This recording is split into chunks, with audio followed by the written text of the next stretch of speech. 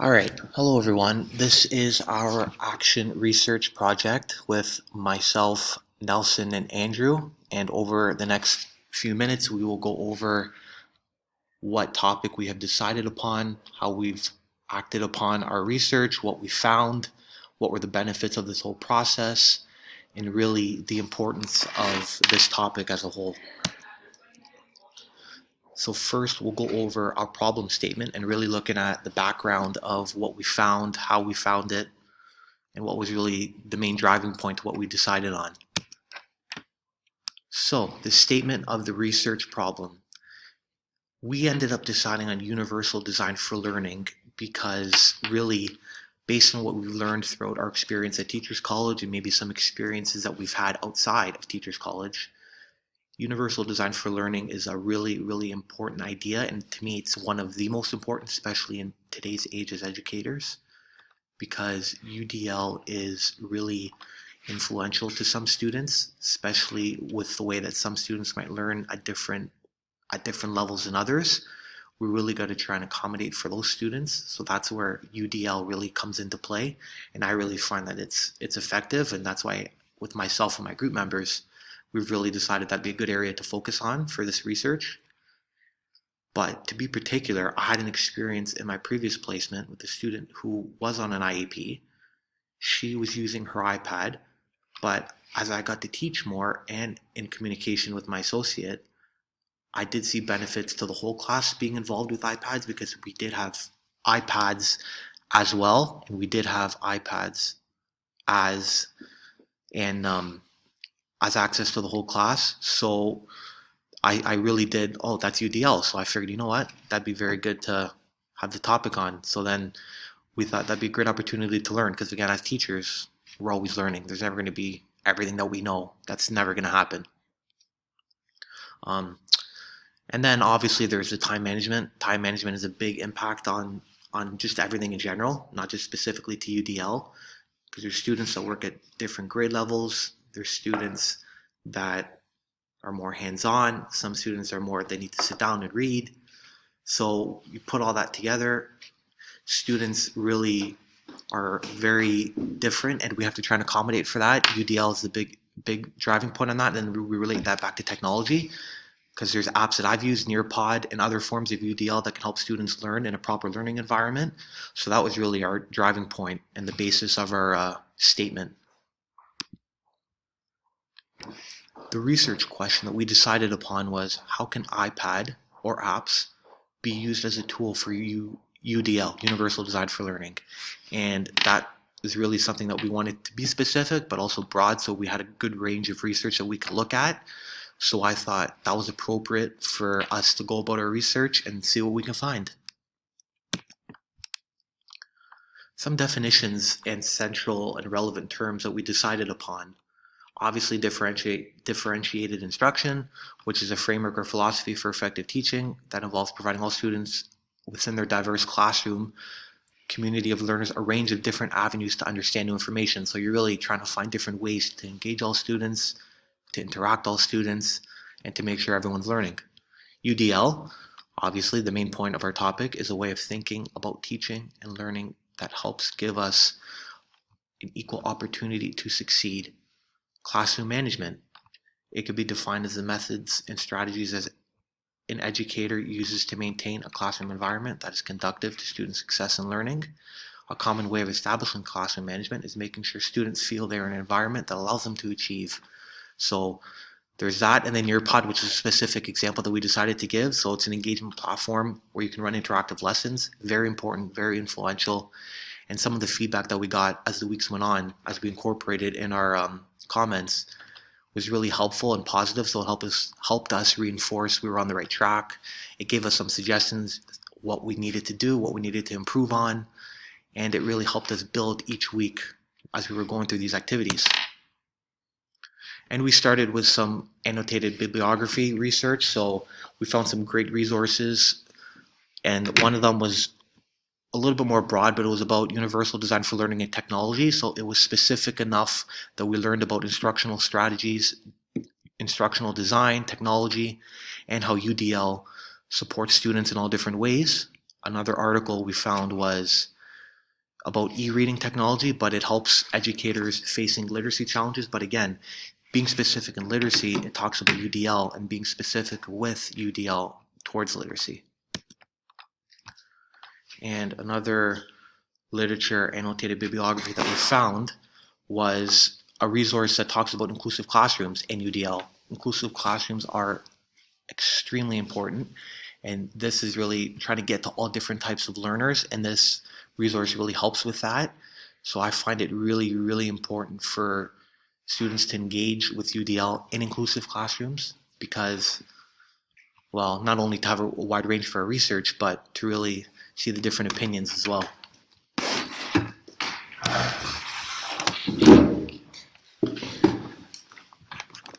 All right, hi everyone, my name's Nelson. I'm just going to continue on with the annotated bibliography that Nick was talking about. Some of the other sources we had discussed the use of universal design for learning and how you can connect it to the science curriculum, which can be done to help all learners in a variety of ways. There are apps that can help students learn about the weather, which would be appropriate for kindergartens all the way to grade 6, and have built-in UDL that will read to the students in different languages. As well in kindergarten, the research found that students can use apps for the weather from Marco Polo, and it simulates different weather, asking kids to read the body language of characters and dress them effectively, giving immediate feedback. There are other apps, including Pine and Vines, which has different levels of text, but explain the ideas and vocabulary regardless of level. We also looked at some articles that talked about universal design for learning in terms of it being used thoroughly and with all students for their learning. This author uses the vast knowledge and wealth of information to provide a great review of more background and as to why and how UDL is important. It really talks about how collaboration with students is an essential aspect of this, and that it touches on how others in the education system can use UDL to include and collaborate all students. Also just looked at an article by Reed and Cummings, which discussed how you can use universal design for learning for students with dyslexia, which I think is one major issue in classroom today. Often students aren't too sure how to solve reading assignments when they have trouble reading. So this article discusses how students with dyslexia can use technology to address a wide range of academic needs, such as reading comprehension and studying skills. It discusses how technology, devices, and strategies can be used to assist students' learning.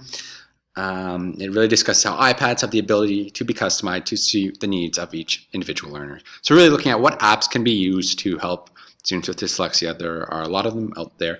And it's really looking at how we can integrate students' learning with the technology.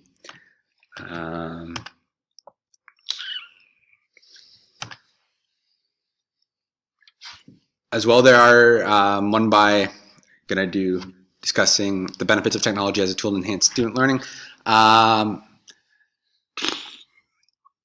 of the research suggests some apps that can be used in conjunction with the science curriculum. We already discussed that.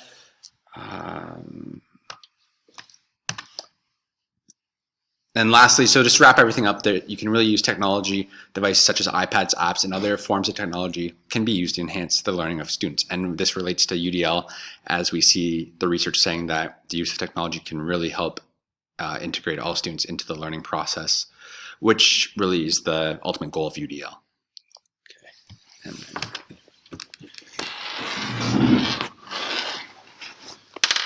Okay, so next we're going to talk about the My Research Action Plan part of the study. So we were talking about what are your data sources and why we selected these. So the 3 types of data sources we selected, anecdotal notes or observations, interviews with students, and a checklist. Just to go through them a little bit one by one, anecdotal notes is really, really helpful in just like gathering data from like any of the observations that we had, to just sort of see like, are students improving, are students struggling, what types of things are they struggling with, and how did the data either support or contradict what we thought would happen if we introduced technology into our classrooms, interview with students, so just to get an idea of like where the students were, to make sure that they knew that like they could ask questions and figure things out in the most beneficial way to them. Just also to give us a little bit more data on how they felt about using technology, whether it was frustrating or stressful, or whether they thought it was really, really helpful or not. And the checklist was basically to see what we were looking for. Are all students engaged in the learning environment?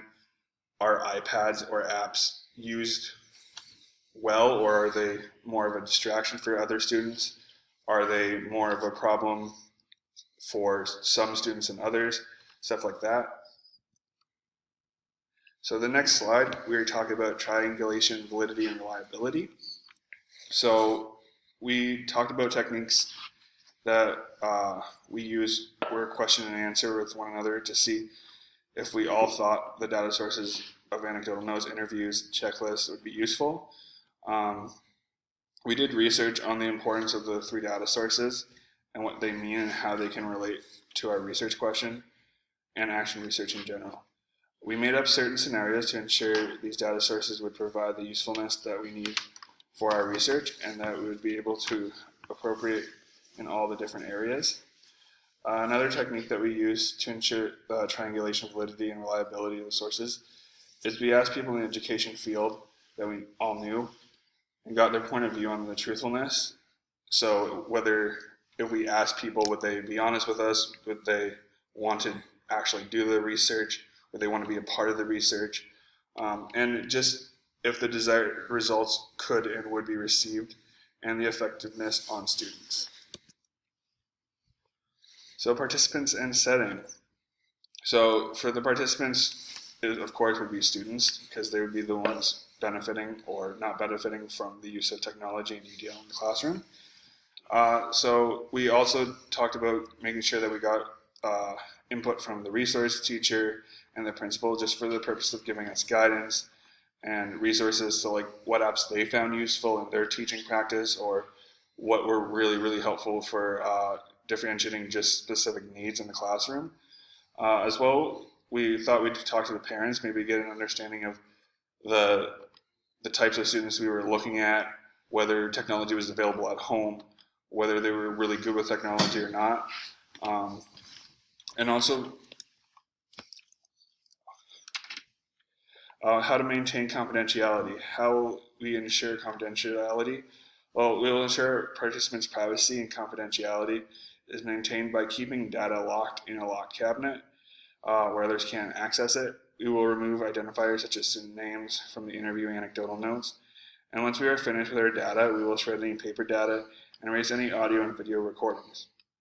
We will ensure anonymity of participants involved by creating pseudonyms for research participants. Okay, so we're talking about a timeline chart for our data collection. So we figured that the most important thing we could do is observations. So we figured once a week from September to June, we would focus on making sure that we had anecdotal notes, observations written down of how students were progressing or not progressing, how they were feeling, they were frustrated. Then we figured interviews, because they would give us a lot of extra data. We would do them 3 or 4 times throughout the year, so probably October, February, and May we were thinking, just to give us an experience of like how they felt at the beginning of the process and at by the end of the process, how they felt. And the checklists we would do once a month from September to June, just to see if they were actually maintaining their grades, whether it was helping, whether it wasn't helping, and how that sort of affected the overall outcome of our strategies. So types of data. So interviews were audio recorded and analyzed using a scoring rubric designed by the research team to capture the range of responses. Checklists using a rating scale of highly engaged to limited engagement will be used to track students' use of iPads versus those who are not using iPads. This is a qualitative data into numeric data that can be analyzed using descriptive statistics. We also hope to find trends in that data. And for anecdotal notes, they'll be used just to look for any trends or patterns in our observations of students. We will analyze the data to see how students' level of engagement or distraction is affected when students are using iPads or apps versus when they are not using iPads or apps.